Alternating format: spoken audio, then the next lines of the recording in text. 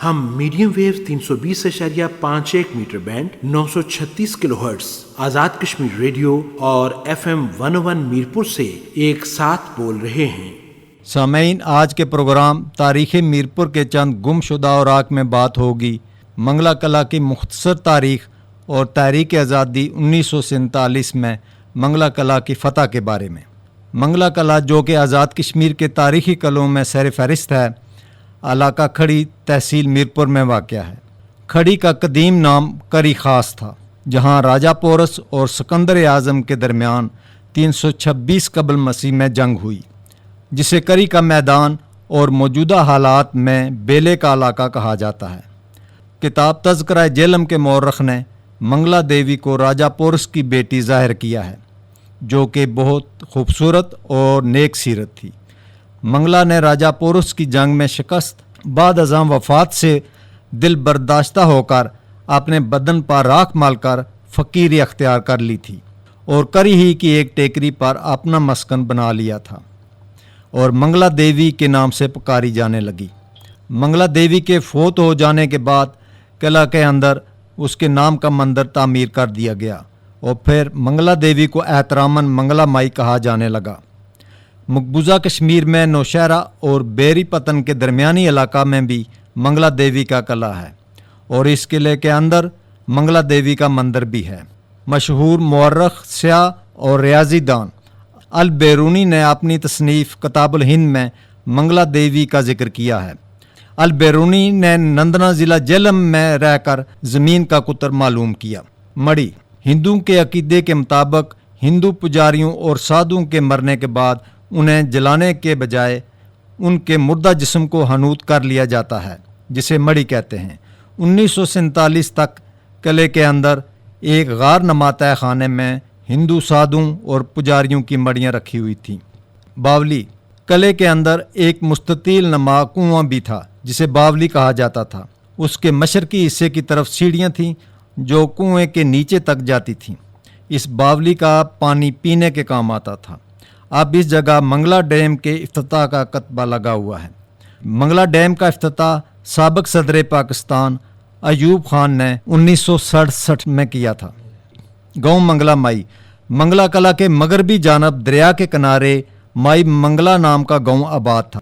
یہ گاؤں موجودہ منگلا میرپور روڈ پر موجودہ چوک کے عین نیچے مغرب کی جانب واقع تھا، جو کہ منگلا ڈیم کی تعمیر کے وقت اجڑ گیا۔ منگلا کلا کے شمال مغرب میں دریائے جیلم بہتا ہے، جو آزاد کشمیر کو پنجاب سے الگ کرتا ہے۔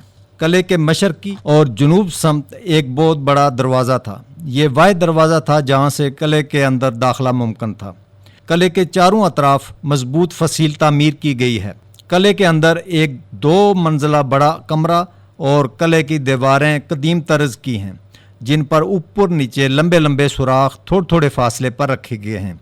یہ سوراخ دشمن کی نقل و حرکت پر نظر رکھنے اور ان پر فائر کرنے کے لیے بنائے گئے تھے۔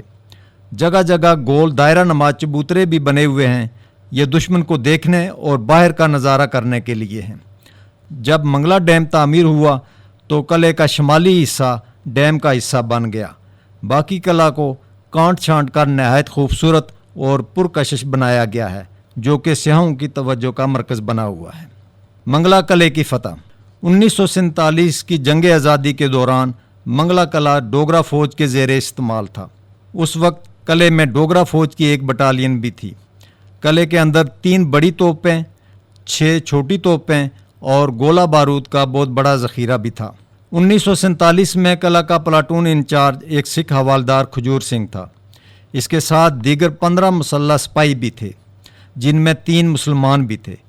ان میں سے ایک سپاہی علی گوہر بھی تھے، جو اس وقت کے حالات کے چشمدید گواہ بھی تھے۔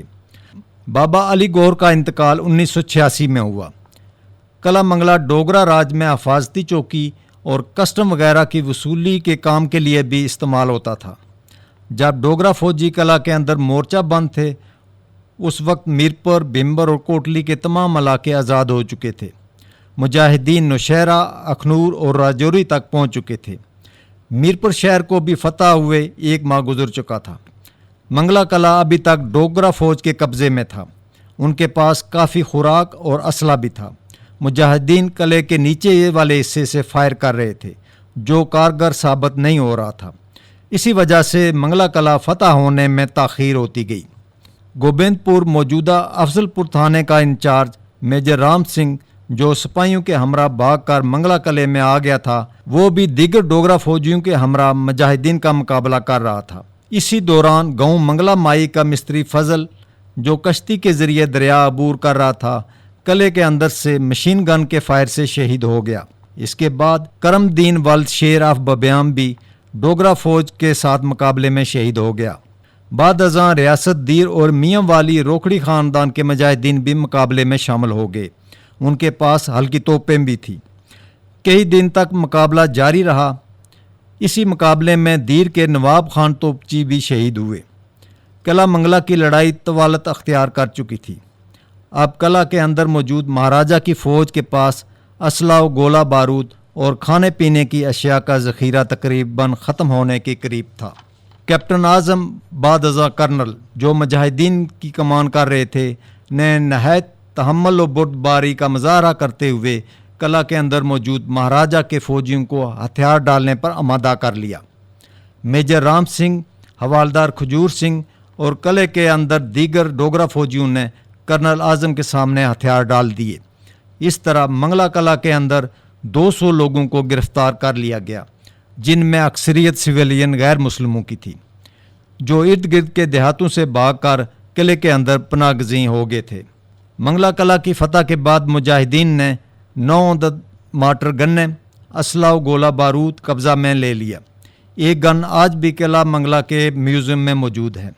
دوسرے روز تمام میسورین قلعہ کو علی بیگ گردوارہ کے کیمپ میں پہنچا دیا گیا، جو بعد ازاں قیدیوں کے تبادلہ میں انڈیا منتقل ہو گئے۔